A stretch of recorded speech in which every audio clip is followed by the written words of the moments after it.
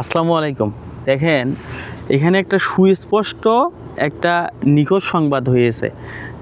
নির্বাচনের রাত থেকে একজন রিক্সা চালককে খুঁজে পাওয়া যাচ্ছে না লক্ষ্মীপুরে। এখন তার আজকে লাশ উদ্ধার হয়েছে।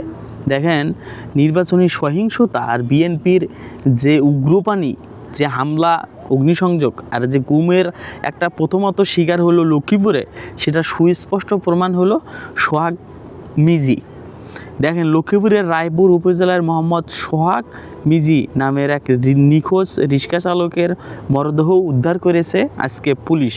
শনিবার উপজেলার সোনাপুর ইউনিয়নের পাটুয়ারি রাস্তার মাথা এলাকায় রেয়ার মাদ্রাসা সংলগ্ন একটি পরিত্যক্ত বালুর মাঠ থেকে তার লাশ উদ্ধার হয়েছে। নিহত সোহাগ মিজি সোনাপুর ইউনিয়নের ৩ নং ওয়ার্ডের বাসিন্দা।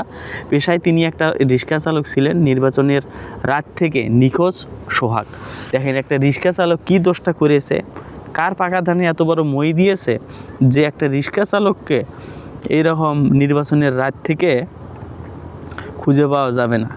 রায়পুর থানার ভারপ্রাপ্ত কর্মকর্তা ওসি শাহিন মিয়া বলেন, প্রাথমিক ধারণা করা হচ্ছে দুর্বৃত্তরা সোহাগকে হত্যা করে মরদেহ বালুর নিচে পুঁতে রাখে এবং তার অটো রিক্সাটি নিয়ে যায়। ময়নাতদন্তের জন্য লাশ হাসপাতালের মর্গে পাঠানো হয়েছে। পুলিশ সূত্রে জানা গেছে, বৃহস্পতিবার জাতীয় সংসদ নির্বাচনের দিন সকাল থেকে বিভিন্ন স্থানে ভাড়ায় রিক্সা চালান সোহাগ। রাতে বাড়ি ফেরেননি। তার মুঠোফোনটিও বন্ধ পাওয়া যাচ্ছিল। গতকাল শুক্রবার দিনভর পরিবারের সদস্যরা বিভিন্ন স্থানে খোঁজখবর নিয়ে তার সন্ধান পাচ্ছিলেন না।